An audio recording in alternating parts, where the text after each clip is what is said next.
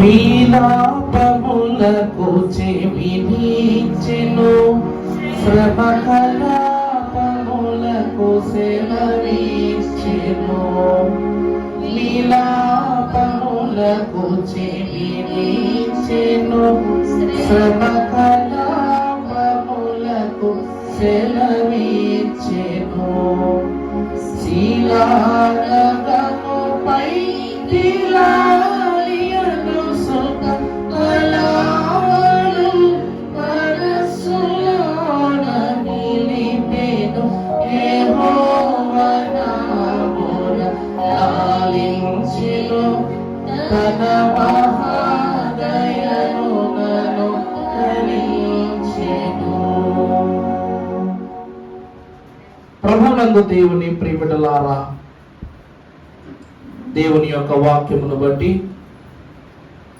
గతించిన దినములో దేవదేవుని వాక్కును గ్రహించి పరిశుద్ధులకు దేవుని నామమును స్మరించుకుంటూ మహోత్సవముల యొక్క మహాత్యమును, మహోత్సవమే రేపు రాకడలో మనము అనుగ్రహింపబడి ఉన్న మహిమోత్సవముగా 7 ప్రధానమైన అంశములతో మన క్రమమును గత వారము ముగించుకున్నాం. దేవుని యొక్క మహాఘనమైన కృపను బట్టి 2వ మాసములో 2వ వారములో దేవుని ఆరాధనలో ఏకీభవింపబడిన మీ ఎల్లరకును సర్వ సృష్టికర్తయగు త్రిత్వ దేవుడు తన పావన హస్తమును మీ అందరి పైన ఈ దినమును కుమ్మరింపజేసి ఆయనే మహిమ పొందును గాక. ఆమేన్. దేవుని యొక్క వాక్యమును ధ్యానము చేసుకుందాము. పరిశుద్ధ గ్రంథములో నుండి మహాశ్రేష్ఠుడు గనుడైన రాజులో వ్రాయబడిన 2వ గ్రంథము 5వ అధ్యాయము ప్రారంభము నుండి చదువుకున్నట్లయితే, సిరియా రాజు సైన్యాధిపతి అయిన నయమాను అను ఒకడు నుండెను. అతని చేత యెహోవాయే సిరియా దేశములకు జయము కలుగజేసెను గనుక అతడు తన యజమానుని దృష్టికి ఘనుడై దయ పొందిన వాడును ఆయను. అతడు మహాపరాక్రమశాలి అయి ఉండెను, కానీ అతడు కుష్ఠరోగి. దేవుని యందు ప్రియబిడ్డలారా, దేవుని యొక్క ప్రసన్నత, పరిశుద్ధత, పరిపక్వతను ఈ దేవ వాక్యములో ఈ దినము దేవుడు మనతో మాట్లాడదలుచుకొనుచున్న పరిశుద్ధ అంశము నయమైన నయమాను. ఏమిటండి?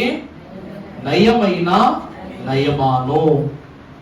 ప్రభువునందు దేవుని సంఘమైన వారలారా, ఈ చదవబడిన వాక్యాంశములో నయమాను అనేటువంటి ఒక సైన్యాధిపతి యొక్క చరిత్రను, ఈ నయమాను జీవితములో దేవుని ద్వారా కలిగినటువంటి ఒక నూతన సాక్షాత్కార ఫలమును మనం చూస్తూ ఉన్నాం.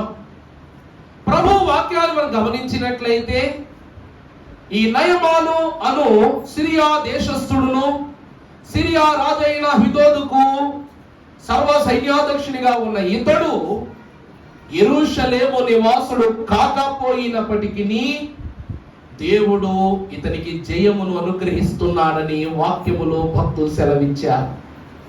ప్రభునందు దేవుని ప్రియబిడ్డలారా, ఎవరి నయమాను ఎంతో గొప్ప ధైర్య సాహసములు కలిగిన వాడు ఉన్నప్పటికీ ఈయనకు ఒక బలహీనమైనటువంటి శారీరక లోపమున్నదట. అది ఏమిటి? కుష్ఠరోగి.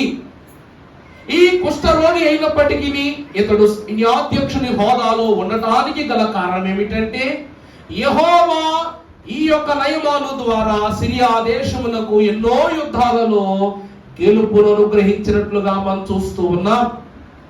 దేవుని యందు ప్రియబిడ్డలారా, ఈ కథను మనము చూసినట్లయితే దేవుని యొక్క వాక్కులో, దేవుని యొక్క ఫలములో ఎలీషా మహాభక్తుని యొక్క ప్రప్రథమమైన జరిగినటువంటి అద్భుతమైన స్వస్థత క్రియను ఈ యొక్క క్రమములో దేవదేవుడు మనకు చూపించాలని ఆశిస్తూ ఉన్నాడు. ఆ దినములలో ఏలియా మహాభక్తుడు యోర్దాను నది ఒడ్డు నుండి అగ్ని రథముల మీద పరలోకమునకు ఆరోహణై వెళ్ళినప్పుడు గురువైనటువంటి ఏలియాను చూచుచు ఎలీషా మహాభక్తుడు ఆ దినమున 2 పాళ్ళు ఆత్మకు సాదృశ్యముగా ఏలియా విడిచిపెట్టినటువంటి దుప్పటిని అతడు పొందుకున్న వాడై ఉన్నాడు. ఈ దుప్పటి అనే క్రమాన్ని మీరు చూస్తే ప్రియులారా, ఈరోజు దైవజనుడు దేవదాసయ్య గారి యొక్క జీవిత చరిత్ర మనం చూస్తే మనకు బాగుగా పరిచయం ఉన్న గనులు భక్తులు ముదనూరుపాడు జానయ్య గారు. ఇక్కడ పరిచయం లేని వారైతే ఎవ్వరూ లేరు. మాతో సహా, మా తరంతో సహా ఆయన మనందరికీ కూడా ఎవరట? పరిచయస్తులే. ఆయన స్వస్థత వరములు కలిగిన దైవాభిషిక్తునిగా బైబిల్ మిషన్లో కొనియాడబడిన భక్తునిగా మనం చూస్తున్నాం. ఎందుకు ఈ భాగ్యమును దేవదేవుడు అయ్యగారికి అనుగ్రహించారంటే, ఒకసారి ముదునూరుపాడు జానయ్య గారి యొక్క ఫోటోను మేము వెతుకుతున్నప్పుడు మా కుటుంబంలో తాతగారు ఉన్నప్పుడు ఆయన ఒక వర్తమానం చెప్పడానికి వచ్చారన్నమాట. వస్తే ఆయన ఘనంగా వర్తమానం చెప్పారు, అంతా బాగానే ఉంది. ఆ ఫోటోలు మేము గమనించినప్పుడు ముదునూరుపాడు జానయ్య గారి యొక్క చొక్కాకు ఈ 2 బొత్తాలు లేవు. ఆయన చొక్కాకి ఏం లేవండి, పైన ఉన్న 2 బటన్లు లేవు. ఈ జోబు ఈ కిందకి చిరిగి ఉందన్నమాట. ఇలాంటి జానయ్య గారిని ఎప్పుడైనా చూసారా మీరు? చెప్పండి. ముదునూరుపాడు జానయ్య గారిని ఈ పరిస్థితిలో ఎప్పుడైనా మీరు చూసారా? మీరు చూసి ఉండవుంటే ఖచ్చితంగా కూడా యవ్వన వయసులోనో లేకపోతే బాల్య వయసులోనో చూసేవారై ఉండాలి. ఆయన ఒక సైకిల్ మీద ఎంతో సుదూరంగా ప్రయాణం చేస్తూ మాసిన బట్టలే, చిరిగిన బట్టలే, ఏదైతే ఒక దేవుడు నాకు ఇచ్చిన దాంట్లో నేను ముందుకు వెళ్ళిపోవాలనుకుని తలాంతులతో ముందుకు వచ్చిన వారు. ఈ మాట నేను ఎందుకు అంత ఖచ్చితంగా చెప్తున్నానంటే, ఫోటోలో ఆయన యొక్క పరిస్థితి చూశాను కాబట్టి. ఆయన వేసుకున్నటువంటి చొక్కాకేమీ లేదు, 2 బొత్తాలు లేవు. రెండవదిగా ఆయన యొక్క జోబు చిరిగి ఉంది. మూడవది ఒక షర్టు ఒక పైకి మడత ఉంటే ఒకటి కిందకి తీయబడి, అంటే ఆయన వస్త్ర దుస్థితి పరిస్థితి ఏంటో మనము చక్కగా చూడవచ్చు. అలాంటి వాడు దేవుని యొక్క ఏర్పాటులో బైబిల్ మిషన్ ప్రెసిడెంట్ గా, బైబిల్ మిషన్ యొక్క ఏర్పాటులో దేవునిలో అంతా బహు విస్తారముగా ఫలింపబడిన వారుగా ఉన్నారు అంటే దేవుని యందు ప్రియబిడ్డలారా, దేవుడు వారి యందు ఉండుట వలనే. దైవజనులు ఫాదర్ దేవదాసయ్య గారు గుంటూరులో ఆయన యొక్క తనువును చాలించుకుని పరిశుద్ధులకు దేవుని యొక్క పిలుపునందుకున్న సమయంలోనట, దైవజనుని యొక్క సమాధి పెట్టిన మోసిన భక్తులలో, యాజకులలో, సమూహములో ముదునూరుపాడు జానయ్య గారు కూడా ఒకరు. అయ్యగారి పార్షిక దేహమును, భౌతిక దేహాన్ని మోసిన యాజక విశ్వాస సమూహములో అయ్యగారు కూడా ఒకరు. అయ్యగారిని భూస్థాపన చేసిన తర్వాత కాకాని శ్మశాలకు యాజకులందరూ సమీపించినప్పుడు అందరి యాజకులతో పాటు దైవ అభిషిక్తులైన వాళ్ళు ఈయన కూడా ఉన్నారు. ఆ యొక్క భూస్థాపన అంతా జరిగిపోయింది. చివరి వరకు ఆ యొక్క మన్నంతటిని సరిచేసేంత వరకు, ఆ ప్రాంగణములంతటిని సరిచేయించేంత వరకు పనంతయు కూడా పూర్తయిన తర్వాత వీరు తిరిగి బేతేలు గృహానికి వచ్చారట. వచ్చి రాగానే దైవజనుని గదంతా ఖాళీగా ఉందంట. దైవజనుని గదంతా ఖాళీగా ఉందంటే దాని అర్థం ఏంటి? ఖాళీగా ఉందంటే గడి చెప్పండి అమ్మా మాట. అందరూ దైవజనుని యొక్క సామాగ్రిని వాటాల వారిగా పంచుకుని వారందరూ వాటిని తీసుకున్నారట. నిజమే, మన ఇంట్లో మన పెద్దవారు ఎవరైనటువంటి వారు చనిపోతే వాళ్ళు ఏం చేస్తారు? చీరలు స్త్రీలకు, బంగారం ఏమైనా ఉంటే అది కూడా వాటాల వారీగా, అలాగనే వారు ఉపయోగించుకునే వస్తువులు కానివ్వండి, పాత బియ్యం పెట్లు కానివ్వండి, టంకు పెట్లు కానివ్వండి, అన్ని కూడా ఏం చేస్తాం? మనము జాగ్రత్తగా 9 కూతుళ్ళు ఉన్నారనుకోండి, 9 వాటాగా పంచుకుంటారు. అలా ఇద్దరు కొడుకులు ఇద్దరు కూతురు అనుకోండి, వాళ్ళకి తగ్గట్టుగా వాళ్ళు తీసుకుంటారు. అలాగని నీతి మంతుని జ్ఞాపకము చేసుకున్న ఆశీర్వాదకరము గనక నీతి మంతులు ప్రకటిన ప్రతి వస్తువులోనూ కూడా దేవుని యొక్క శక్తి దాగుంటది. కాబట్టి అయ్యగారి యొక్క సామాగ్రి అంతటిని, ఎందుకంటే దైవజనులు ఆ కాలంలోనే స్నానం చేయడానికి వెళ్ళినప్పుడు ఆయన విడిచిన బట్టలను ఒక కుష్ఠరోగి ఏం చేశాడంట, తీసుకుని పారిపోయాడంట. అప్పుడు ఆ వస్త్రముల ద్వారా అతనికి స్వస్థ రావడాన్ని బట్టి ఈ సూచక అనుభవాన్ని చూచినటువంటి వారందరూ కూడా దైవజనుని వస్తువులు దేనిని కూడా విడవడానికి ఇష్టపడలేదు. అలాగా అందరూ కూడా వాటాలు వేసుకుని పనిచేసుకున్నప్పుడు ముదురుపాడు జానయ్య గారు వచ్చేసరికి ఆయనకి ఏమీ మిగలలేదన్న పాపం. మరి చివరు వచ్చారు కదా, అక్కడ ఉన్న వారందరూ అయ్యగారు కుర్చీ ఒకరు పట్టుకెళ్ళిపోయారు, బైబిల్ ఒకరు పట్టుకెళ్ళిపోయారు. మనం చూసినట్లయితే మనము స్థుతులలో ఒక ప్రధానమైనటువంటి స్థుతుడు చదువుతాం, రాకడ ప్రార్థనా స్థుతిలో. అయ్యగారు రాకడకు సంబంధించి ప్రభు ఈ సమయమును వచ్చును, ఈ కాలమును వచ్చునని ఒక పుస్తకం అయ్యగారు రాయించి ఉండేను. అది ఎక్కడికో మిస్ అయిపోయింది. ఒకవేళ అది కానీ మనకు దొరికి ఉంటే చెప్పండి, ఒకవేళ ఆ పుస్తకమే కానీ దొరికి ఉంటే మనం ఏమై ఉండేవాళ్ళము? ప్రభు రాకడ ఎప్పుడో తెలుసుకుని ఉండేవారమా? ప్రభువుతో ఎలాగూ ఎత్తబడవలనో మనం తెలుసుకునే వాళ్ళము. రానయ్యున్న సాతాను యొక్క శోధన ఎదిరించి దేవునిలో సిద్ధపడగలగమను పరిశుద్ధులకు భక్తులు స్థుతుల్లో రాశారంటే అయ్యగారు రాసిన పుస్తకాలు, పత్రికలు, వ్రాతలు, కరపత్రాలు, వారి యొక్క వస్త్రములు మొదలుకొని ప్రతి వస్తువును కూడా ఏం చేశారంట, అందరూ వాటాగా పంచుకున్నారు. దేవుని ప్రియమిత్రులారా, ఈ జానయ్య గారు వచ్చేసరికి ఏమీ ఆయన దగ్గర లేకపోయేసరికి ఆందోళనతో ఉన్నారంట. సర్లే అయ్యగారిని మోసినదే భాగ్యం అనుకుంటారు వెళ్ళిపోతుంటే, ఆ కాలములో ప్రెసిడెంట్ అయ్యగారుగా ఉన్నటువంటి జి సమీల్ అయ్యగారు, అప్పుడు ప్రెసిడెంట్ కాదులేండి, ఆయన దైవజనులు ఉన్నప్పటికీ ప్రెసిడెంట్ కాదు, ఆ పనులు చక్కబెడుతున్నటువంటి మనకు బైబిల్ ప్రెసిడెంట్ గా జి సమీల్ గారు పనిచేశారు. ఆయన ఇదిగో జాన్, నీకు ఏమీ ఇవ్వలేదా, నీకేమీ అయ్యగారు వస్తువులు దొరక, సర్లే నా దగ్గర అయ్యగారు సాల్వా ఉంది, ఈ సాల్వాను తీసుకోవాలన్నారు. దైవజనుడు ఉపయోగించినటువంటి శాలువాను ఆ దినమున జానయ్య గారికి ఇచ్చారు.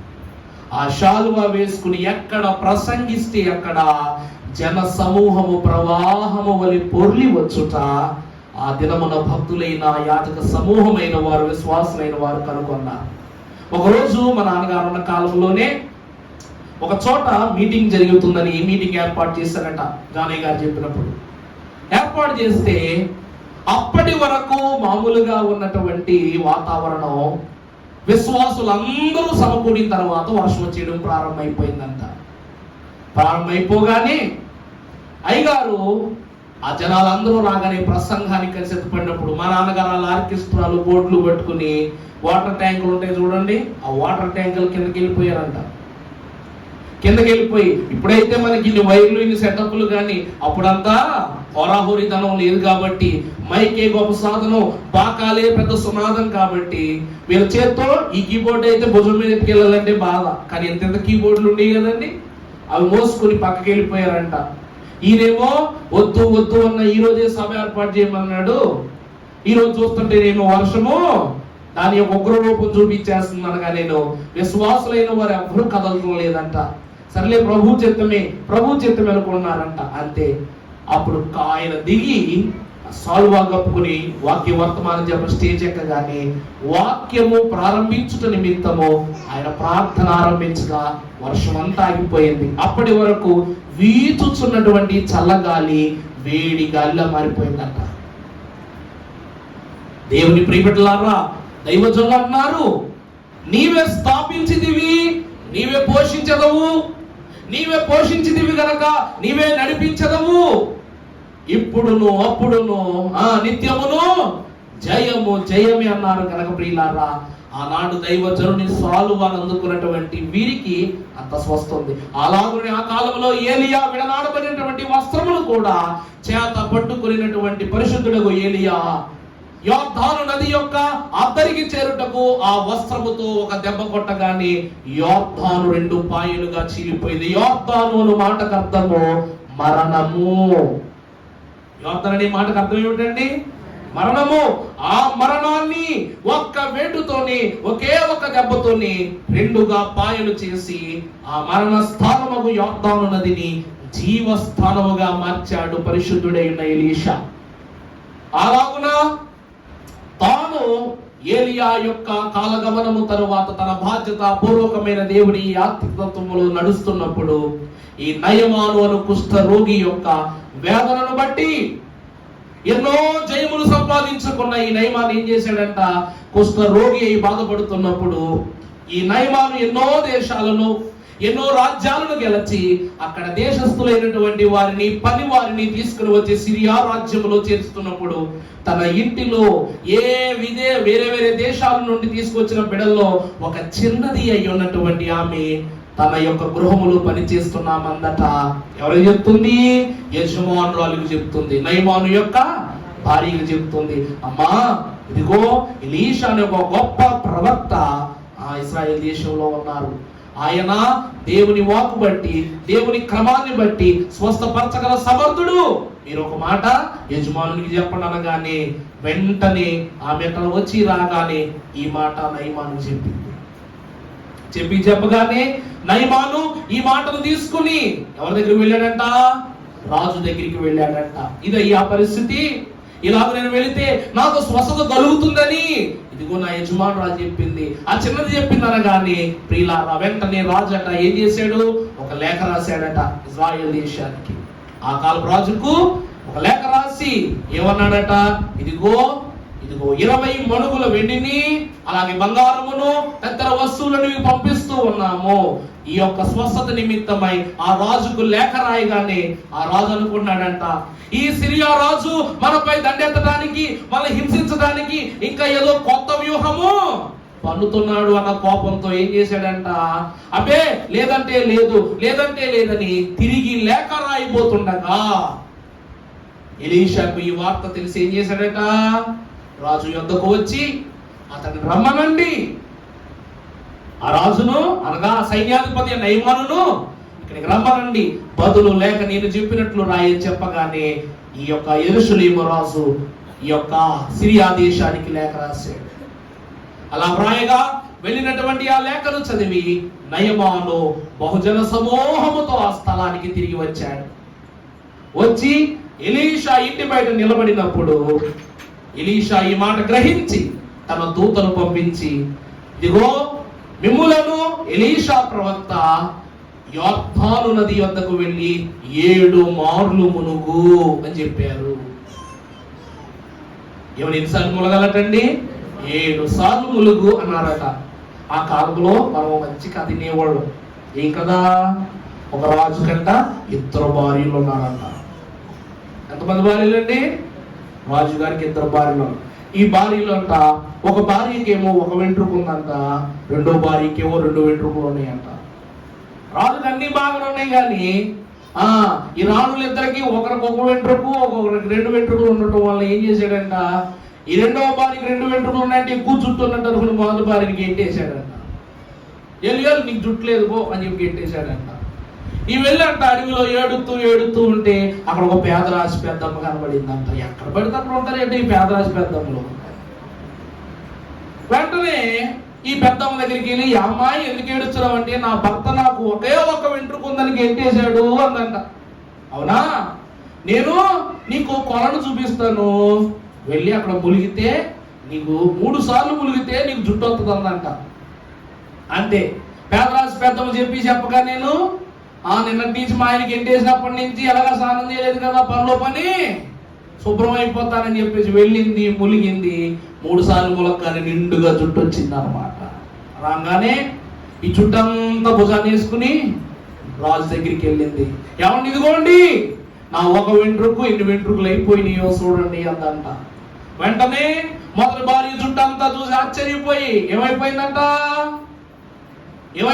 రాజు, అమ్మా నా భార్యకు ఎంత జుట్టు ఉందని ఇప్పుడు మొదటి భార్య దగ్గరికి పిలిచి 2వ భార్య గారికి ఎట్టేసాడు అనిపోయి.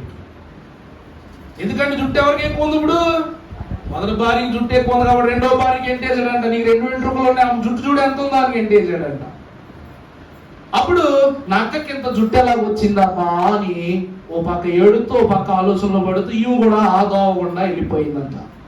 వెళ్ళిపోగానే అక్కడ కూడా ఈ పేదరాజు పెద్దలు కనబడి ఈమె సమస్య తెలుసుకుని అదే చెప్పిందంట. ఏమని? వెళ్ళి పొలంలో 3 మార్లు మురుగు, నీకు జుట్టు వస్తుందని చెప్పిందంట. చెబితే ఈ వెళ్ళింది 3 సార్లు మునగ్గానే నిండుగా జుట్టు వచ్చింది. ఈమెకి జుట్టు రాగానే అమ్మో మా అక్క కూడా ఇంత జుట్టు ఉంది కదా, ఇంకొకసారి ములిగేస్తే ఒక 4-5 ఎంట్రుకలు పెరుగుతాయి కదా అన్న అత్యాసతో 4వసారి ములిగిందంట. ఈసారి బోడుగుండు అయిపోయింది. ఏమైపోయిందండి? 3 సార్లు మునగమంటే జుట్టు వస్తుంది. ఈ అత్యాసకు పోయి మరోసారి ములగ్గానే ఏమైపోయిందంట? ఉన్న 2 వెంట్రుకలు కూడా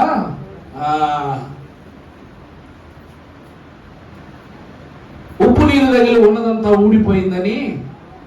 అంతే కదండి, సంతానం కోసం సముద్ర స్నానం చేస్తే ఉప్పు నీరు తగిలి ఉన్నది కూడా ఊడిపోయింది అన్నట్లు ఈ నెత్తి మీద ఉన్న వెంట్రుకలు కూడా ఊడిపోయినాయి అంట. అంతే, ఇక ఎలుగుంటాడా? అత్యాశ. ఈరోజు నయమానుకు కూడా ఇది చెప్తున్నాడు, 7 మార్లు మునుగును అనగా నేను ఈ మాత్రం మా దమస్కు పట్టణంలో నదులు లేవా? మా సిరియా దేశంలో నదులు లేవా? ఇక్కడికే వచ్చి నేను స్నానం చేయాలా? ఇక్కడికే వచ్చి 7 మార్లు మునగాల అని మొట్టమొదట తాను హెచ్చించుకుంటూ తన మాటను త్రోసివేసిన నయమాను దేవుని కృప చూడండి ప్రియులారా. పోయితే పోయింది పో అని వదిలేయకుండా ఈ సిరియా సైన్యాధ్యక్షుడు నయమాను యొక్క పరిచారకులే, అయ్యా ఇక్కడ నయమాను మిమ్మల్ని అది తెండి ఇది తెండి, అక్కడికి వెళ్ళండి ఇక్కడికి వెళ్ళండి, అక్కడి నుంచి ఇది తీసుకురండి ఇది తీసుకురండి అని పెద్ద పెద్ద పరీక్షలు ఏం పెట్టట్లేదు కదా మీకు. ఆయన ఏమని చెప్తున్నాడు? వెళ్ళి శుభ్రంగా ములిగిరమ్మనిగా చెప్తున్నాడు. నీకేమైనా యుద్ధం చేయమని చెప్పాడా ఈ కుష్ఠరోగం పోవాలంటే? లేకపోతే కొన్ని 1000 గొర్రెలో లేకపోతే 2000 ఆవులో నీకు సమర్పణగా ఇవ్వమని చెప్పాడా? దేవునికి ఆకాశం నుండి అవి భూమి నుండి ఇవి తీసుకురమని చెప్పాడా? ఆయన చెప్పినది ఒకటే మాట, వెళ్ళి నువ్వు 7 మార్లు స్నానం చేయి. ఇప్పుడు ఈ ప్రయాణం అంతా పూర్తయిన తర్వాత ఎలాగా మనం వెళ్ళిన తర్వాత అక్కడ నువ్వు స్నానం ఆచరించాలా వద్దా? ఇక్కడ మనం వచ్చాం, ఒకరి గృహంలోనికి వెళ్ళేటప్పుడు శుద్ధి చేయబడిన తర్వాత వారి గృహంలోనికి వెళ్ళాలి. ఆ శుద్ధి ఏదో ఇక్కడే చేసుకో అన్నారట. ఆలోచనలో పడ్డాడు. ఆలోచనలో పడి వెళ్ళాడు. పరిశుద్ధుడుగా ఈ యొక్క యోర్దాను నదిలో 7 మార్లు మునిగాడు. ఇక దేహం ఎలా మారిపోయిందంట? చంటి బిడ్డ యొక్క చర్మములా అతని చర్మము తలతలలాడిందట. దేవుని సంఘమైన వారులారా, నయమాను అనువాడు ఘనుడో కాదో వాక్యము ద్వారా మనము తెలుసుకోవచ్చు. కానీ ఈ నయమానుకు ఉన్న గొప్ప సులక్షణముల వలనే అతడు స్వస్థత పొంది ఉన్నాడని మాత్రము దేవుని వాక్యము ద్వారా మనము తప్పక తెలుసుకోవాలి. పరిశుద్ధ గ్రంథములు మనము చూసినట్లయితే ఈ నయమాను స్వస్థపరచబడుటకు తానకు దేవుడిచ్చినటువంటి 7 లక్షణములే తన స్వస్థతకు కారణము గనక పరిశుద్ధ గ్రంథములో చదువుకున్నప్పుడు మొదటి నుంచి ఒకసారి చదవండమ్మా.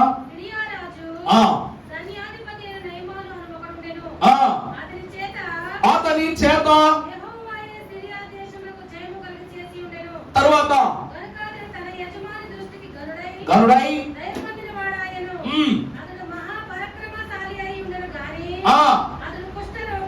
చాలండి. ప్రభువునందు దేవుని ప్రియమిత్రులారా, ఈ పరిస్థితిలో ఉన్నటువంటి ఈ నయమానువు ఎంత గొప్పవాడైనప్పటికీ తన దుస్థితి ఒక కుష్ఠ రోగి అనేటువంటి మాటను బట్టి అతను ఆనందమును కోల్పోయి బాధ కలిగి తను జీవిస్తున్నాడు. ఆ తర్వాత వచ్చిన చదువుకున్నట్లయితే సిరియానులు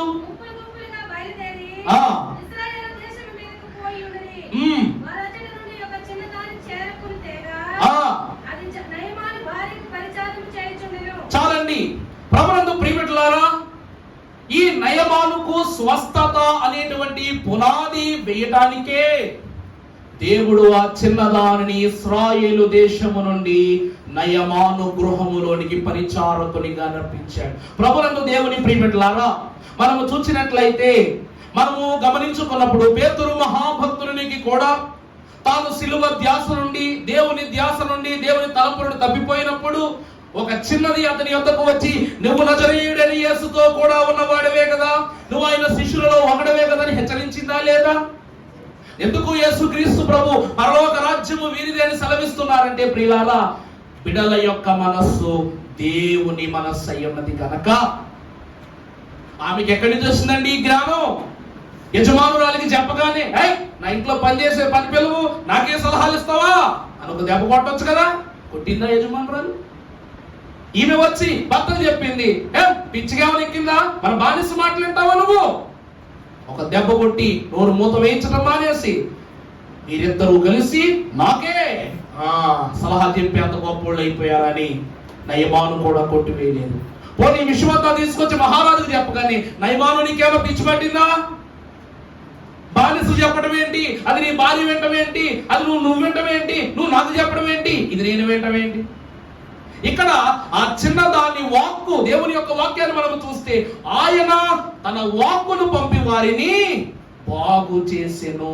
ప్రభు తన వాక్కును పంపి ఏం చేశారంట? ఆ వాక్కు నయమాను భార్య హృదయాన్ని బాగు చేసింది. ఆ వాక్కు నయమాను హృదయాన్ని బాగు చేసింది. నయమాను రాజు హృదయాన్ని బాగు చేశాడు.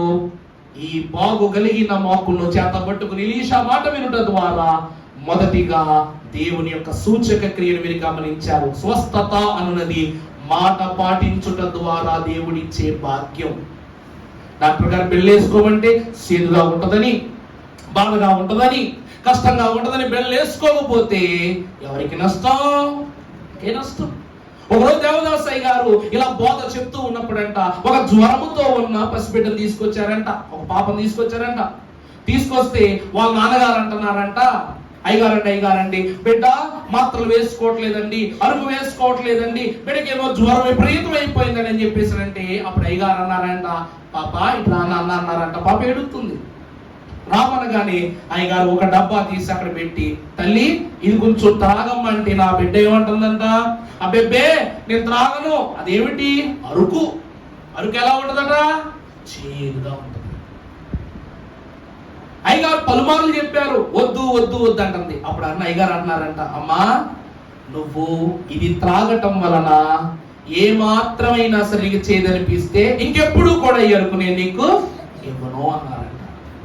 అనగానే ఆ బిడ్డ వెంటనే ఆ మాటను గ్రహించి గమనించి ఒకటే చేసిందంట. అయ్యగారు స్పూన్తో ఇవ్వగానే ఒక స్పూనుడు అట్లా నాకిందంట. ముందు పట్టిస్తున్నప్పుడు మూతలో పోసినప్పుడు వద్దు అంటుంది. తర్వాత అయ్యగారు ఏమంటారంట, ఒక చిన్న రవ్వలా తీసి అరుకును అట్లా తీసి నాలుగు మీదలా పెట్టగానే ఈ బిడ్డ ఏమంటుంది అప్పటి నుంచి, నాకు ఇంకా కావాలంటుందంట. ఇక్కడ వింత ఏమిటంటే ప్రియులారా, అయ్యగారు ఆ బిడ్డ నాలుగు కంటించింది ఏమిటంటే తేనె.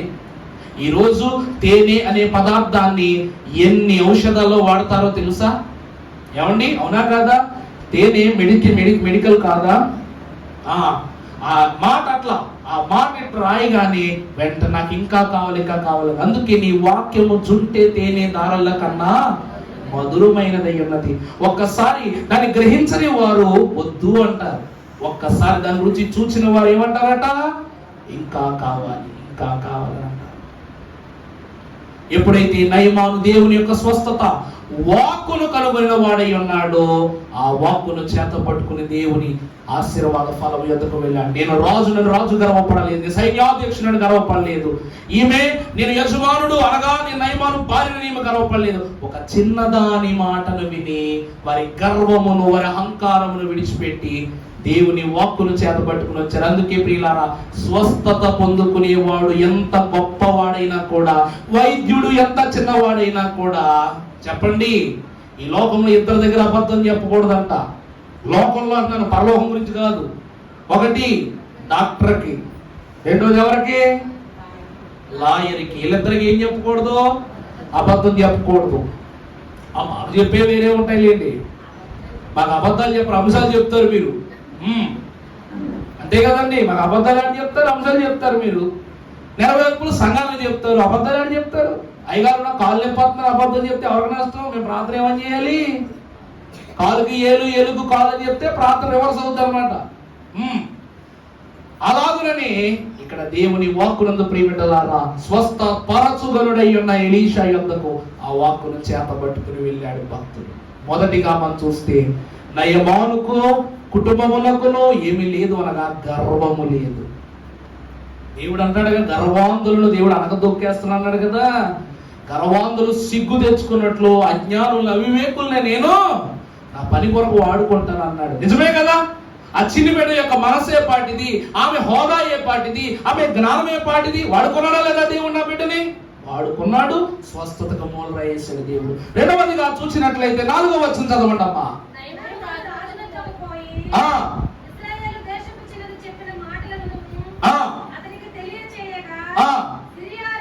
సిరియా రాజు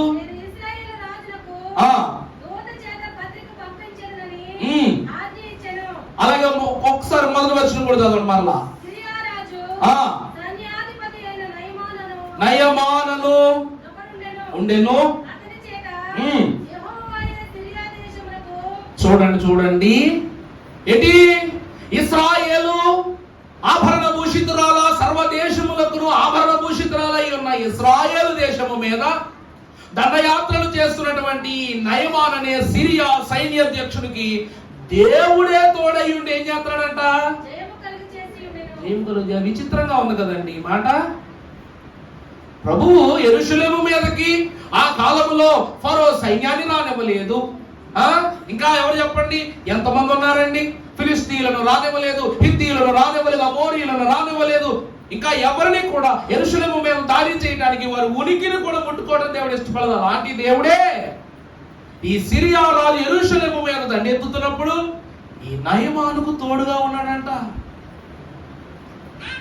ఎంత విడ్డూరమా చెప్పండి. నా మాట మీకు అర్థమైందమ్మా? యెరూషలేము మీద ఛాయ పడినా సరే ఉపేక్షితులని చెప్పిన దేవుడు యెరూషలేము మీద దండయాత్ర చేస్తున్న ఈ సిరియా సైన్యాధ్యక్షుడైనటువంటి నయమానుకు దేవుడు తోడై ఉన్నాడంట. దేవుడు జయమిస్తున్నాడంట. విచిత్రమా కాదండి? దేవుని వాక్యాన్ని బట్టి చూస్తే ప్రియులారా, దేవుడు మనిషికి ఒకటి ఇచ్చాడండి, ఇంకోటి తీసుకుంటాడు. దేవుడు రక్షణ నుంచి పాపాన్ని తీసేసుకోవాలా, వెలుగు నుంచి చీకటి తీసేసుకోవాలా, సంతోషం నుంచి కష్టాన్ని తీసేసుకోవాలా. ఇవన్నీ నిజమా కాదా? అలాగనే ఈ లోకము పైన జయాన్ని ఇచ్చి తన శరీరము పైన అపజయాన్ని కలిగించాడు దేవుడు. ఎందుకంటే ప్రియులరా, కుష్ఠరోగి మన మీద కత్తెత్తుకు రావకల్లా చెయ్యెత్తితే చాలు కిలోమీటర్ అవతల పారిపోతాం. నిజమా కాదా? కుష్ఠరోగి మనం ఎందుకు వచ్చాడంటే మనకు కూడా రోగము అంటుకుంటుందన్న భయం. ఎన్నో దేశాలను గెలిచినటువంటి నయమాను తన శరీరాన్ని జయించలేకపోయాడు, తన శరీర రోగాన్ని జయించలేకపోయాడు, తన ఖడ్గానికి ఉన్నటువంటి పదును తన దేహములో సత్తువకు లేకపోవటం వలన అతను అపజయము వాడయ్యాడు. దేవుడు ఇశ్రాయేలుపై దండెత్తిన ఇతనికి జయాన్ని ఇచ్చాడు తప్ప తనలో దండెత్తుచున్న రోగము మీద తనకి ఇంకా జయాన్ని ఇవ్వాల. దేవుని ప్రియమిట్లారా, ఇప్పుడు దేవుడు ఆ క్రియను జరిగిస్తున్నాడు. రెండవదిగా మనము చూస్తే, వ్యాధిగ్రస్తుడైనప్పటికీ శాపములో ఉన్నప్పటికీ దేవుడు నయమాన్ని ఏం చేయలేదంట? విడిచిపెట్ల. దైవజనులు అంటున్నారు, నేను దీన దశలో ఉన్నప్పుడు ఆయన నాకు తోడై ఉన్నాడు. నిజమా కాదండి? వాక్యములో నేను దీన దశలో ఉన్నప్పుడు, నువ్వు ధన్యుడిగా ఉన్నప్పుడు కాదట, దీనుడిగా ఉన్నప్పుడు ఆయన నాకేమై ఉన్నాడు?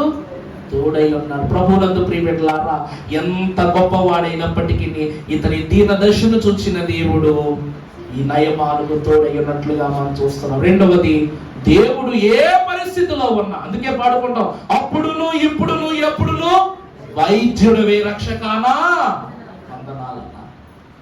నమ్ముట నీ వల్లనే అవ్వాలి, నీ వలన అయితేనే అది సాధ్యమవుతుంది. లేకపోతే ఈ లోకములో ఎవ్వరూ కూడా వైద్యం చేసేంత గొప్ప వాళ్ళు లేరు. ఈ బిళ్ళలేసుకో తగ్గుద్దని డాక్టర్ అనటం వల్ల బిళ్ళలో బలం ఉండదు, అది నమ్మే నీలోనే ఉంటది.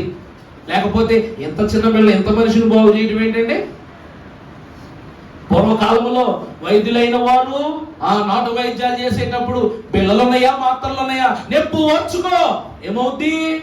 నెప్పు ఓర్చుకుంటేనే మందు పనిచేస్తుంది. నిజమా కాదండి? ఆకు పసలు రాసేవారు, అవి రాసేవారు ఏం చేసేవారంట? ఓర్చుకోవాలి. నువ్వు బ్రతుకుతావని నమ్మిక నీకు ఉండాలనే బలాన్ని ఇచ్చిన తర్వాతే అదే వైద్యం అంటే. ఈరోజు 99% ఆఫ్ ద కేసెస్ ఫెయిల్ అవ్వడానికి కారణం ఏంటంటే నమ్మిక లేకపోవటమే. ఉదాహరణగా మనం చూస్తే ప్రియులారా, మొన్నటికి మనం సాక్ష్యం విన్నాం. అనంతలక్ష్మి గారి కుమార్తెది. డాక్టర్ గారు అన్నారంట, అమ్మాయి నీకు ఆపరేషన్ అయిన తర్వాత 3 రోజులు ఆసుపత్రిలో నువ్వు ఉండాలన్నారంట. కానీ మన ఎదురుగా అంశం విడిచిపెట్టింది, దేవునికి రోగం విడిచిపెట్టేసింది. దేవుడు ఏం విడిచిపెట్టేశాడంట? పరలోకము నుండి దీవెనను తన పైన విడిచిపెట్టాడు. పొద్దున్న ఆపరేషన్ అయింది, సాయంకాలం ఇంటికి వచ్చేసిందంట. 3 రోజులు ఉండమన్న డాక్టర్. కానీ అదే డాక్టర్ ఏమన్నాడంట? పొద్దున్న ఆపరేషన్ అయిపోయింది, సాయంకాలం ఇంటికి వచ్చేసింది. తర్వాత అసలు ఆసుపత్రిలో ఉన్నారు కదా, ఎలా ఫోన్ చేస్తే వాళ్ళ కుమార్తె ఎత్తి ఇలా ఉంటుందని చెప్తుంది అనుకున్నాను. కానీ ఆవిడే ఎత్తేసి అయ్యగారండి బాగానే ఉందని అన్నారు. ఇటు ఆపరేషన్ చేశారు, ఇంజక్షన్ చేశారు అనుకున్నాను నేను. ఆవిడకి ఆపరేషన్ చేశారా, ఇంజక్షన్ చేశారు అనుకున్నాను. ఏమ్మా ఆసుపత్రికి వెళ్ళలేదా అని అంటే, లేదయ్య ఆపరేషన్ అయిపోయింది. ఇటు ఆపరేషన్ అయిపోయింది, మనం ఫోన్ మాట్లాడేస్తారంటే దేవుడే నాకు స్వస్థ ఇచ్చాడు, కూర్చుండబెట్టాడు, నడిపిస్తున్నాడు, పాల్పడుతున్నాడు. అందుకే నేను చేయలేనివన్నీ నీవే చేసి పెట్టినావు రక్షకాన వందనాలు. అయ్యగారు రాసిన ప్రతి పాట వెనక జీవం ఉంది. జీవాధిపతి అయిన ప్రభు యొక్క తలాంతులు ఉన్నాయి కాబట్టి. రెండవదిగా ఏ స్థితిలో ఉన్నా కూడా దేవుడు మనలను విడిచిపెట్టడు. మూడవదిగా చూసినట్లయితే నయమాను దేవుడు విడిచిపెట్టలేదు. మూడవదిగా చూసినప్పుడు చదవండి అన్న, మళ్ళీ మొదటి వచ్చిన చదవండి, అక్కడి నుంచి చదవండి.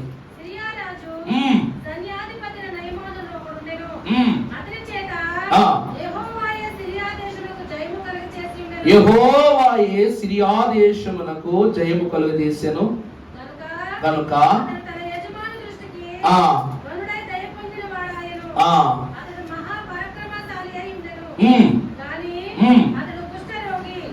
అతడు తర్వాత సిరియానులు గుంపులుగా బయలుదేరి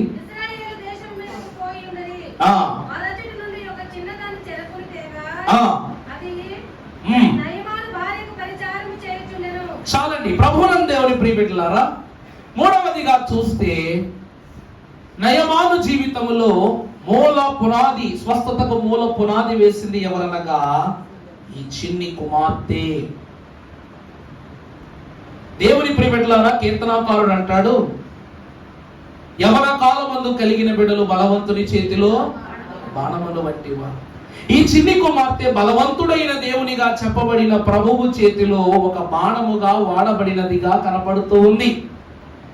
దేవుని యొక్క వాక్కును మనము చూసినట్లయితే ప్రియులారా, మనము ఇశ్రాయేలీలను చాలా మంది చెర పట్టుకుని వెళ్ళిపోయారని వాక్యంలో చదువుకుంటాము. కానీ ఆ చెర దేవుడే ఇచ్చాడన్న విషయాన్ని మనం గుర్తుపెట్టుకుంటామా? దేవుడు ఈ రోజు అయ్యా నాకెందుకు బాధ కలిగించావు, నొప్పి కలిగించావు, శ్రమ కలిగించావు, జబ్బు కలిగించావు అనుకుంటున్నాము. కానీ ప్రభువు జబ్బు చేత బాధ నందున నిన్ను చూడగానే జనునికి జాలి కలుగుతుందన్న విషయం నువ్వు ఎప్పుడు గమనించావా? దేవుడు నీకు ముళ్ళు పెట్టాడు అనుకుంటున్నావు. కానీ ఆ ముళ్ళు లేకుండగా, ఆ ముళ్ళు తగలకుండగా దేవుని యొక్క యోచనను నువ్వు గ్రహించగలవా? చెప్పండి, గ్రహించలేం. ఈరోజు అతడు అస్వస్థతకు, అతడి బలహీనతకు దేవునిలో తనకు గల గొప్ప శక్తిని ప్రవక్త అయిన ఎలీషా ద్వారానే స్వస్థత కలుగునని, అతడు గొప్ప పరిచారకుడని ఈ బిడ్డ చెప్పకపోతే ఈ నయమానికి ఎవరి ద్వారా తెలుస్తుందండి? ఈరోజు ఒక ఆసుపత్రికి వెళ్తాం, అక్క నేను పలానా ఆసుపత్రికి వెళ్ళానే, ఇంతకు ముందు కంటే చాలా అద్భుతమైన వైద్యం చేశారు, నాకు చాలా తొందరగా నా రోగం తగ్గిపోయిందని చెప్పగానే మనము వెంటనే ఆ మాటలు ఏం చేస్తాం? బొర్రలో పెట్టుకుని వెంటనే ఆసుపత్రికి వెళ్తాం. మన పరిస్థితిని పట్టుకుని మనకు స్వస్థత రాగానే మన ఇద్దరిని చూసి మరొక ఇద్దరు, మన నలుగురు చూసి మరొక నలుగురు, అలాగునా ఈ వైద్యము, ఈ విశ్వాసము విస్తరణ చేస్తాం. దేవుడు ఈ చిన్న బిడ్డ ద్వారా నయమానుకు నూతన సాక్ష్యాన్ని ఇచ్చాడు. అందుకే మీ బిడ్డలైనటువంటి వారు ద్రాక్షవల్లి మీ భోజనపు బల్ల చుట్టూ ఉంటారని సెలవిచ్చారు. యెహోవా వాక్యము సెలవిచ్చుచున్నది, బిడ్డలే మన స్వాస్యం. ఈ చిన్ని బిడ్డ బానిసగా తీసుకురాబడినప్పటికీ కూడా యజమానుని యొక్క దశను మార్చిన నూతన సాక్ష్యాన్ని ఇచ్చింది. మూడవది, దేవుడు బిడ్డను నూతన సాక్ష్యంగా నయమానికి అనుగ్రహించాడు. నాలుగవదిగా చూసినప్పుడు అమ్మ 10వ వచనం చదవండి, 5వ అధ్యాయం. ఎలీషా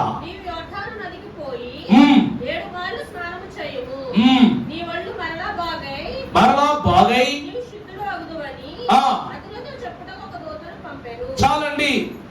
4వదిగా మనము చూసినప్పుడు ఎలీషా యొక్క వాక్కును పంపి, తన దూత ద్వారా పంపి, నీవు 7 మార్లు మురిగినట్లయితే నువ్వు స్వస్థత పొందుతావనే సమాచారం అందించగానే వెంటనే ఏం చేశాడంట?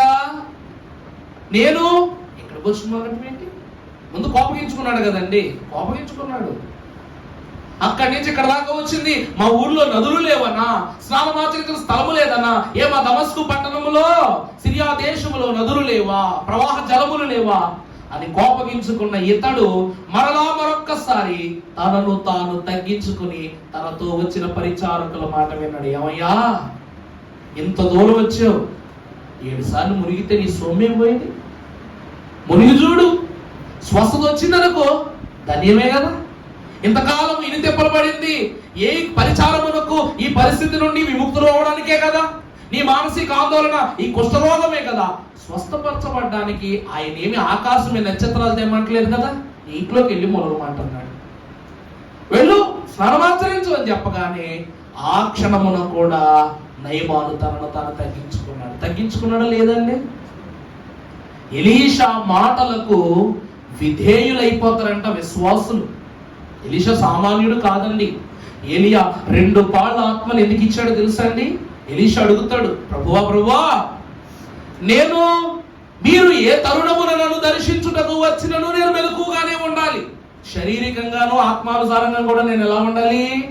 మెలకుగా ఉండేటట్లు నాకు వరము ప్రసాదించమని ఏలియాను అడిగినప్పుడు 2 పాళ్ళ ఆత్మ, 2 పాళ్ళు అంటే ఏంటి? ఆత్మానుభవాన్ని 2 దీవెనగా మార్చటం. ఈరోజు ప్రభునందు ప్రియమిట్లారా, రాత్రి పడుకున్నప్పుడు మనకు కళ్ళొస్తుంటాయి. రాత్రి పడుకున్నప్పుడు కళలు, దర్శనాలు వగేరా వగేరా మనకు మనసులోకి వస్తూ ఉంటాయి. ఈ పరిస్థితులను బట్టి మనం చూసినట్లయితే ప్రియులారా, ఈ క్రమానుగుణ్యంగా మనం నడుస్తున్నప్పుడు మన శరీరానికి కళలతో సంబంధం ఉండదు. మరి కళ్ళు తెరిచినప్పుడు కూడా కళ్ళు వస్తాయి. తెలుసా మీకు? ఏం చేస్తాం? ఇలా ఆలోచించుకుంటా నేను అంబానీ అయిపోయినాను, నేను కలెక్టర్ అయిపోయినాను, నేను డాక్టర్ అయిపోయినాను, కళ్ళు కాంతా ఉంటాం. బండి మీద వెళ్తున్నప్పుడు కూడా కళ్ళు ఎత్తి ఉండవు. బాగా వేగంగా తోలుతున్నప్పుడు విమానం మీద వెళ్తున్న కళది. మీ కంటికే కనబడే ఒక గొప్ప కళ చెప్పనా? ఎండమావులు ఎప్పుడేం చూసారా? అలా ఎండాకాలం రాగానే బండి మీద వెళ్తా ఉన్నప్పుడు రోడ్డు మీద నీళ్లు ఉన్నట్టు ఉంటాయి, కళ్ళ ముందే ఉంటాయి, కానీ దగ్గరికి వెళ్తే జూబు అదృశ్యమైపోతాయి. నువ్వు స్పృహలోనే ఉన్నావు, దేవుని స్పర్శలోనే ఉన్నావు, నీ పని మీదే ఉన్నావు. శరీరం పనిచేస్తుంది, ఆత్మ పనిచేస్తుంది. ఇక్కడ వచ్చేయండి అమ్మా, శరీరం పనిచేస్తుంది, ఆత్మ పనిచేస్తుంది. అయినప్పటికీ కూడా సమస్తమును కూడా జరిగిస్తున్నప్పటికీ అక్కడ నువ్వు చూచినది, నువ్వు గ్రహించినది, నువ్వు తలంచినది అక్కలేదు. దేవుని ప్రియమిట్లారా, మనిషికి అంతు చిక్కని విషయాలు ఎన్నున్నాయో తెలుసా? ఈరోజు కళ్ళు లేని వాళ్ళ కోసము ఒక ఇన్స్టిట్యూట్ వాళ్ళు ఒక గొప్ప పరికరాన్ని తయారు చేశారంట. నేను ఆ ఇన్స్టిట్యూట్కి పాస్పోర్ట్ రాసినోడిని. ఆ ఇన్స్టిట్యూట్కి bionic lens technology private limited కంపెనీకి పాస్పోర్ట్ రాసినోడిని నేను. చదువుకున్న రోజుల్లో ఫైనల్ ఇయర్కి వచ్చినప్పుడు మనకు అసలే ఫస్ట్ మార్కులు రావు. మనంతా కూడా కోవిడ్ జై అన్నట్టు నన్ను దేవుడు కోవిడ్తోనే కాదు, కోవిడ్లో సబ్జెక్టులు కూడా రోగం తెప్పించాడు. మరి ఆడికి భయం వేసిందో ఏమో, పేపర్లు దిద్దినోడికి తప్ప దిక్కు మార్కులు కొట్టేసాడు, పాత చేసేసాడు. లేకపోతే వెనకాల భర్త వేసి తిరిగేవాడిని. నేను సొరవారిని మాత్రం సరిగ్గా చెప్పను.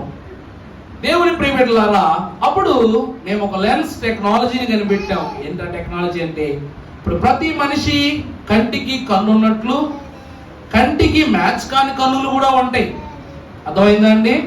దీనికి ఆ కాలంలో టాటా కంపెనీ వారు ఒక సాధనాన్ని ఎలా తయారు చేశారంటే, ఒక స్పెట్స్, కళ్ళు కనబడినా కనబడకపోయినా వాళ్ళకి స్పెట్స్ పెట్టి దానికి ఒక కెమెరా పెట్టి చెవులు రిసీవర్ పెట్టేవారు. ఈ కెమెరా దేన్నైతే చూస్తుందో, ఈ చూసిన దాన్ని ఎదురుగా గుడ్డివాడు నడుస్తున్నాడు, మ్యాన్ హోల్ ఉందనుకో, ఇది చూసింది ఇక్కడ వాయిస్ రికార్డులో చెప్తుంది అనమాట. ఏమని? Behind there is a man whole.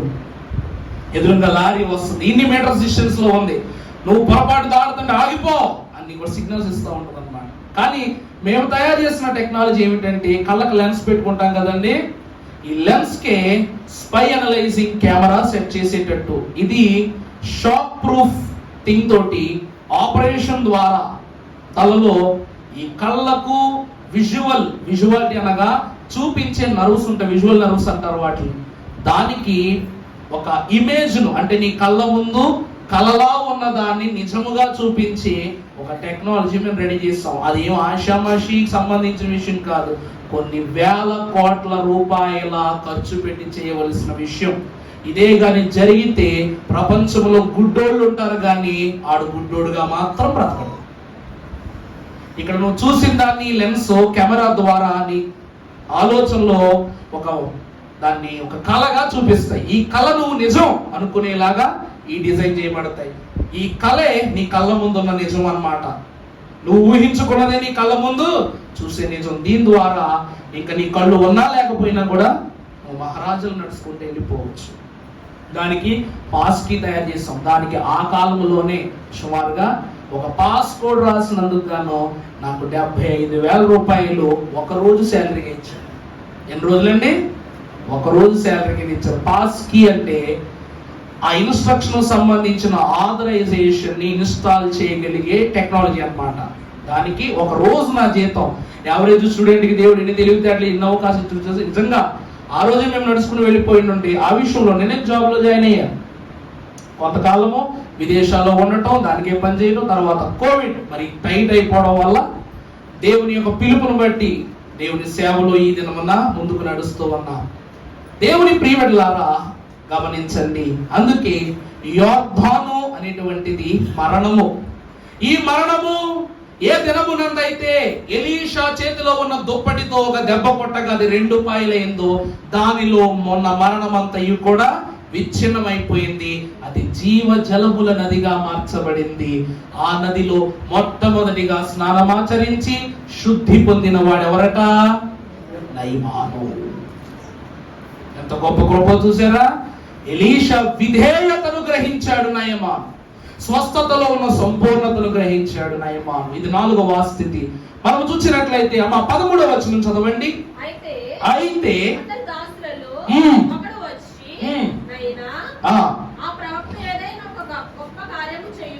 చేయమని నువ్వు చేయకుందువా? స్నానము చేసి ప్రభునందు ప్రియులారా సంతోషం. ఇక్కడ ప్రతి ఒక్కరు ఏమనుకుంటారు తెలుసా? ఏదైనా ఒక చిన్న దెబ్బ తగిలినా లేకపోతే ఒక కండ భాగం కనిపించి రక్తం ఎక్కువ పోయినా మన డాక్టర్ దగ్గరికి వెళ్ళి ఏమనుకుంటారు తెలుసా? డాక్టర్ ఎక్స్రే తీయించుకోమంటాడా? వద్దంటాడా. స్కానింగ్ తీయించుకోమంటాడా? వద్దంటాడా. ఆపరేషన్ అంటాడా? వద్ద. నీ ఆలోచనలన్నీ హాస్పిటల్కి వెళ్ళేటప్పుడు వెళ్ళిన తర్వాత కూడా అంతే. ఒకసారి డాక్టర్ బ్లడ్ టెస్ట్ అన్నాడు అనుకో, ఫిక్స్ ఆపరేషన్ నాకు చెప్పేస్తాం. ఫోన్ చేసేసి డాక్టర్ చెప్పడు, మనం ఫోన్ చేసి చెప్పేస్తాం. ప్రతి ఒక్కరు ఆ టైంలో MBBS చదివేయచ్చు. లేదు బాబు నీ ఎముక కుంచు కదా ఆపరేషన్ అండి అని చేస్తాం.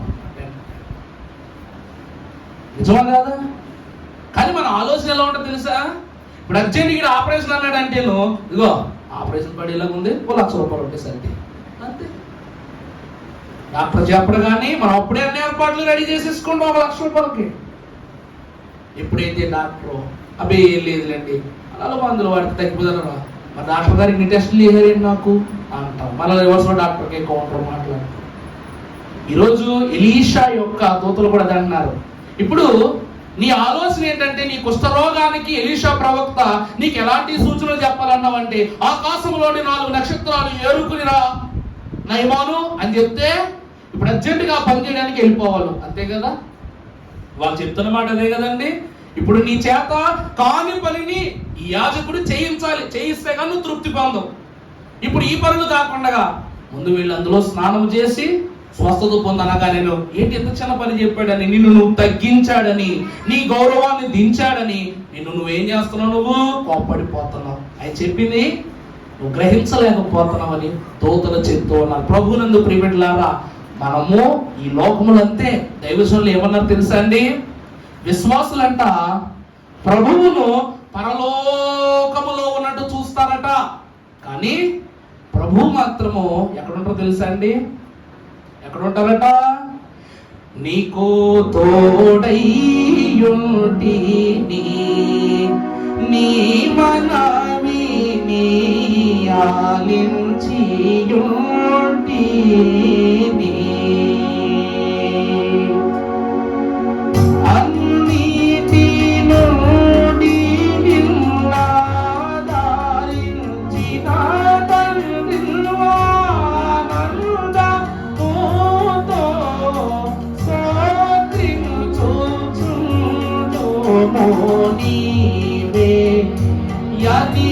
నమ్ముని యేసు నాతో నీవే యతి నమ్ముని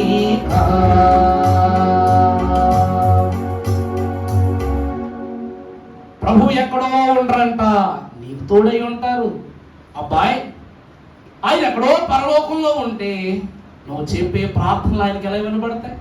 నీ పరిస్థితులు ఆయన ఎలా చూడగలరు? ఆయన ఎక్కడుండైనా చూడగలరు. కానీ ప్రక్కని ఉన్నాడు పగవాడు గనుక, ఒక ప్రక్క పగవాడు నిన్ను శోధిస్తున్నప్పుడు ఓ పక్కన సాధకుడు కూడా నీ ప్రక్కనే ఉండి ఏం చేస్తున్నాడు? నిన్ను కాపాడుకుంటున్నాడు. అందుకే ప్రభు వాక్యాన్ని బట్టి చూస్తే దేవుడు టెస్ట్లే పెడతలేదు మనకి. ఈ లోకంలో రోగాలు, బాధలు, రుణాలు, అప్పులు ఇవన్నీ టెస్ట్లు కాదండి. ఇవన్నీ మనకు మనమే వేసుకున్నటువంటి స్థితులు.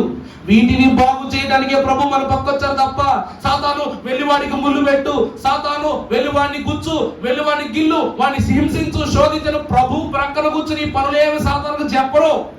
సాతానుడే తనంతట తాన యోబును నేను పరీక్షించనా అని అడిగాడు తప్ప వెళ్ళి యోబును పరీక్షించనని ప్రభు చెప్పలేదు యోబు గ్రంథంలో.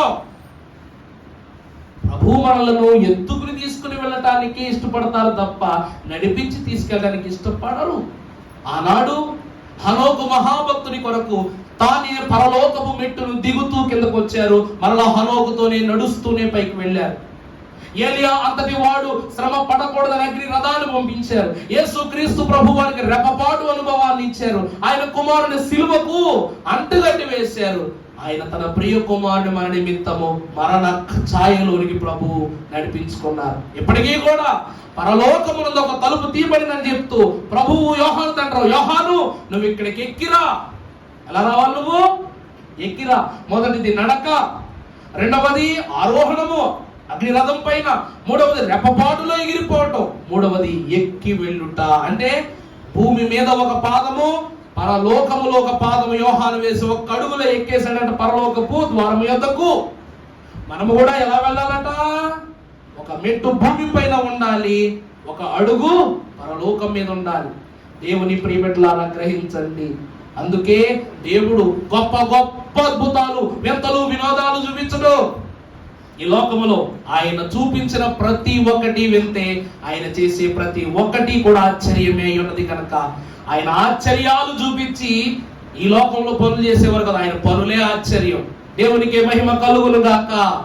నయమానుకు 7 మార్లు మునుగని మాత్రమే చెప్పాడు. అది నయమానుకు ఎలీషా ఏర్పాటు చేసిన పని. నయమాను పని మునగటం, స్వస్థత చేయటం దేవుని పని. చూసారా? ఎలీషాది మాట, నయమానుదు క్రమం. యేసు క్రీస్తు ప్రభు పరిశుద్ధులకు దేవదేవునిది క్రియా. కర్తగా ఎలీషాను, కర్మలను అనుభవించిన నిమిత్తము నయమానును, క్రియాఫలమును దేవదేవుడు అనుగ్రహించాడు. ప్రభునందు ప్రియబిడ్డలారా, ఇది దేవుని యొక్క ఏర్పాటులో మరొక సాక్ష్యం. మనము చూసినట్లయితే పరిశుద్ధ గ్రంథంలో 11వ వచనం చదవండి అమ్మా. కోపము తెచ్చుకొని అతడు నా యొద్దకు వచ్చి నిలిచి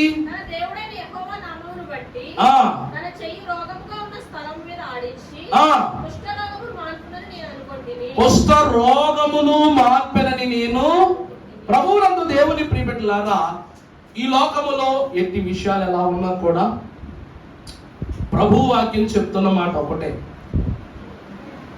ఆజ్ఞ అతిక్రమము చెయ్యని వాడే ధన్యుడు. అర్థమైందండి? ఎంత స్థితిలో ఉన్నా కూడా మనము చేయకూడదు, మనము చేయకూడదు. నయమానుకు దేవుడు స్వస్థత ఇవ్వటానికి, తను రక్షించుకోవడానికి గల కారణం ఏంటి తెలుసా? ఒక సిరియా దేశస్థుడు అయ్యున్నప్పటికీ కూడా దేవుని మాట చిన్న బిడ్డ దగ్గర కొట్టేయలేదు, భార్య దగ్గర కొట్టేయలేదు, ఎలీషా మాట కొట్టేయలేదు, తన పరిచారకుల మాట కొట్టేయలేదు. కొట్టివేయకుండా ఆజ్ఞలను అనుసరించాడు కాబట్టి అతను ఏమైందంట? స్వస్థత పొందుకున్నాడు. మూడవది, ఆజ్ఞాతిక్రమము చేయకుండా దేవుడి ఆజ్ఞలను గైకొన్నాడు. ఈ లోకములో ఎంత గొప్పవారైనా కానివ్వండి, వాక్యము లేనిదే సఖ్యత లేదు, వాక్యము చదవనిదే రక్షణ రాదు, వాక్యమును పొందుకొనిదే రాకడలో ప్రవేశించలేము. గనక దైవ వాక్యము సెలవిస్తుంది, వాక్యమే జీవము, వాక్యమే సర్వము, వాక్యమే నిత్యము నిలుచున్నదై ఉన్నది. కాబట్టి దేవుని వాక్యం అంటే ఆజ్ఞ అంతే, పాటించాల్సిందే. రాజైనా పాటించాలి, పేదవాడైనా పాటించాలి, గొప్ప కుటుంబీకుడైనా పాటించాలి, దూతలైనా పాటించాలి, పరిశుద్ధులైనా పాటించాలి. గ్రహించండి, గమనించండి. ఇక చివరిగా మనం చూసినట్లయితే 14వ వచనం చదవండి. పోయి దైవజనుడు చెప్పినట్లు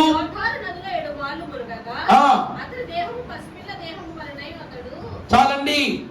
ఇప్పుడు 6వ వింత ఏమిటంటే 7 మార్లు మునుగుట. ఏలియా మహాభక్తుడు వర్షం ఆగాలి అని చెప్పి ఒకసారి ప్రార్థన చేశాడు. వర్షం 3.5 సంవత్సరాలు ఆగిపోయింది. మరి వర్షం రావాలని ఎన్ని మార్లు సరి చూసుకున్నాడట? 7 సార్లు కొండ మీదకి వెళ్ళి చూసిరా అబ్బాయి, చూసిరా అబ్బాయి, చూసిరా అబ్బాయి. ఈ లోకములో దేన్నైనా ఆపివేయటం సులభమే, కానీ ప్రారంభించాలంటే చాలా కష్టం. దేవుని వాక్యం వద్దకు వచ్చిన వాళ్ళారా 7 మార్లు అతడు చూడటం అనేటువంటి మనము చూస్తే 7 అనగా సంపూర్ణత. 7 అనగా ఏమిటండి? సంపూర్ణత. ఆదివారము మొదలుకొని ఆదివారము వరకు సంపూర్ణ వారము. అలాగే మనము చూసినట్లయితే ప్రియబిడ్డలారా 7 పరిశుద్ధమైన దేవుని యొక్క లోకమును మనం చూస్తూ ఉన్నాము. అర్థమైందా అండి? 7 ఏళ్ల శ్రమల కాలం. 7 అంటే సంపూర్ణత. గతంలో మీకు చెప్పాను లేదా? 1 దినము గడుపుట 1000 దినముల శ్రేష్టత.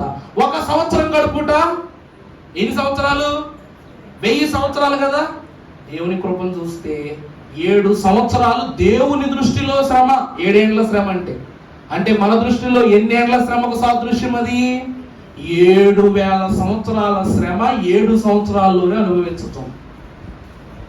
అందుకే మహాశ్రమల కాలము అన్నారు దాన్ని. దేవుని కృపను బట్టి ప్రియులారా, ఇక్కడ భక్తుడు వాక్యము ద్వారా సెలవిస్తున్న 7 అనగా సంపూర్ణత. ఇక మునుపెన్నడూను కూడా నీ దేహము పైన ఎటువంటి చెడుగు చేరకుండునట్లు దేవుడు 7 మార్లలోని తనకు సంపూర్ణ స్వస్థత ఇచ్చాడు. ఇక చివరిగా చూసినట్లయితే ప్రియబిడ్డలారా 7 అన్న విషయము మనకు ఎంతేం కాదండి. అర్థమైందా? 7 అనే పదం ఎన్ని చోట్ల ఎక్కడెక్కడ వాడబడుతూ ఉందో కూడా మనకు బాగా తెలుసు. అవునా కాదండి? సంపూర్ణ సంఖ్య యొక్క కాలగమనము తెలుసు, రక్షణ తెలుసు. అంతెందుకు ఈ వాక్యమంతా కూడా 7 విషయాల మీదే ఆధారపడి ఉంది. మొదటిది చెప్పండి, ప్రవచనము, జన్మ, శిలువ, పునరుద్ధానం, ఆరోహణము, తర్వాత ఆత్మ కుమ్మరింపు, చివరిగా అంత్య తీర్పు. అవునా? యేసుక్రీస్తు ప్రభువారి చరిత్రలో వాక్యములో ఆయనకున్నది 7 అంతస్తులే. ఏమిటి?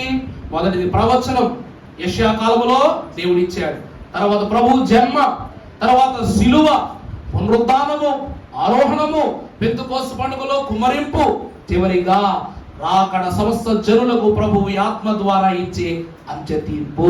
సింహాసనములు ఇదిగో నేను చూడగా పరలోకమునందు ఒక సింహాసనము వేయబడి ఉండెను. అందుగల దేవుని యొక్క మహా తేజో ప్రకాశమానమైన దేవుని యొక్క తేజస్సు నేను కనుగొంటిని అని మనం చూస్తున్నాం. అందుకే సంపూర్ణ సంఖ్య. ఇక చివరిగా చూసినట్లయితే పరిశుద్ధ గ్రంథములో నుండి చివరి వాక్యం చదువుకుందాం. పరిశుద్ధులకు దేవదేవుడు 15వ వచనం చదువు నాన్న.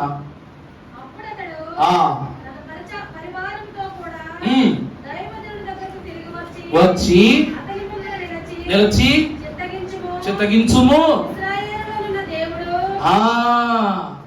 ఇశ్రాయేలులో ఉన్న దేవుడు తప్ప లేడని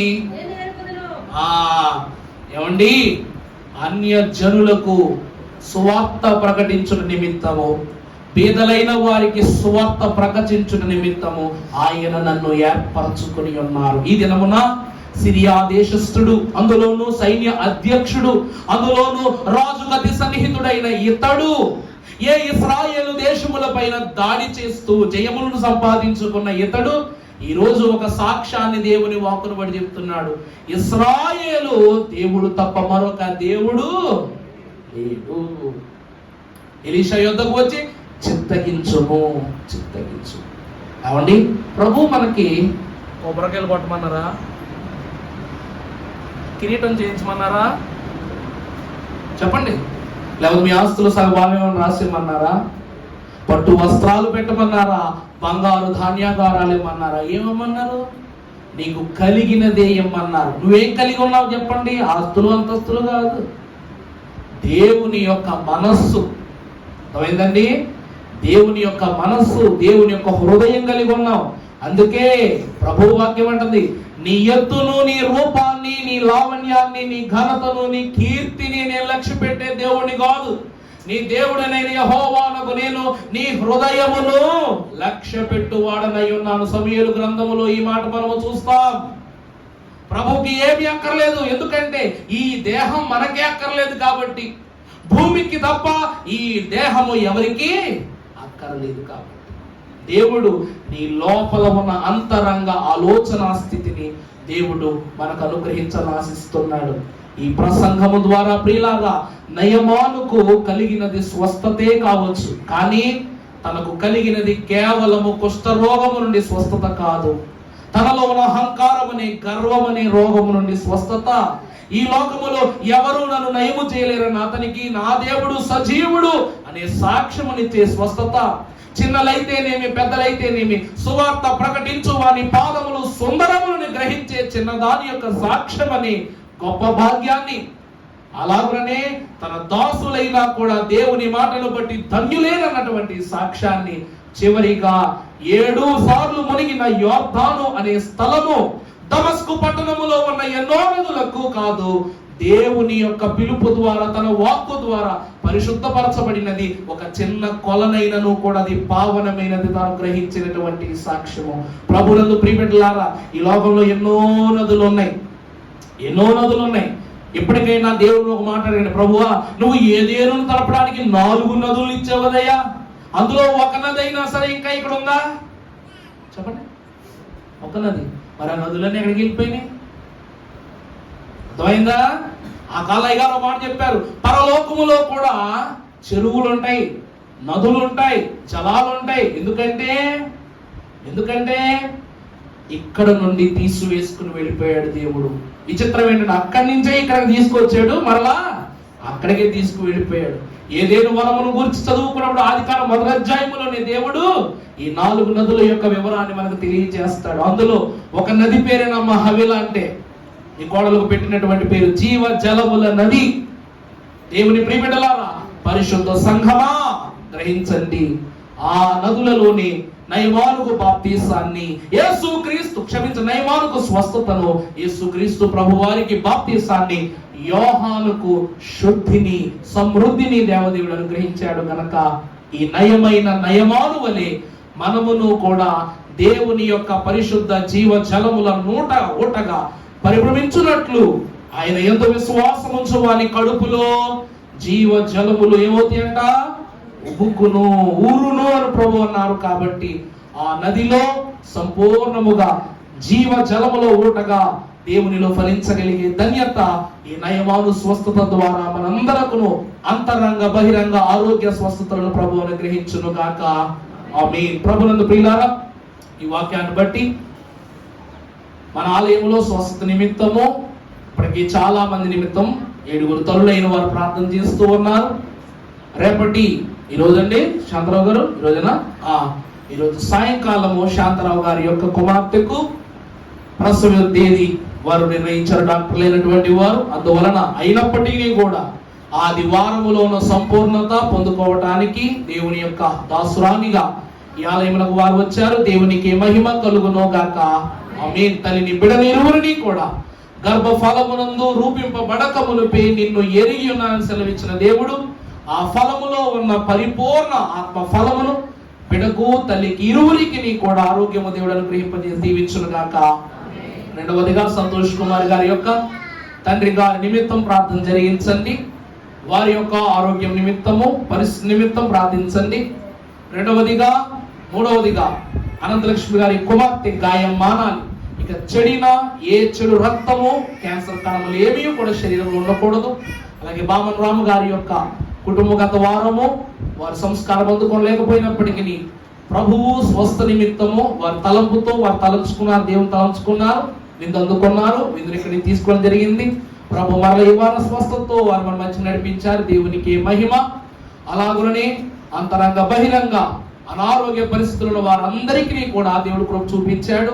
ఈ వారములో ఒక పరిశుద్ధ వివాహాన్ని మన సంఘ పక్షముగా స్వర్ణలత గారి యొక్క కుమారునికి దేవుడు జరిగింపజేశాడు కనుక దాన్ని బట్టి దేవునికి మహిమ. పరిశుద్ధుడకు దేవుడు సంపూర్ణమైన మేలుడు దయచేసి మనందరికీ ఆత్మ శుద్ధిని క్రమమును జరిగింపజేసి దీవించును గాక. అందరికీ మరణాత.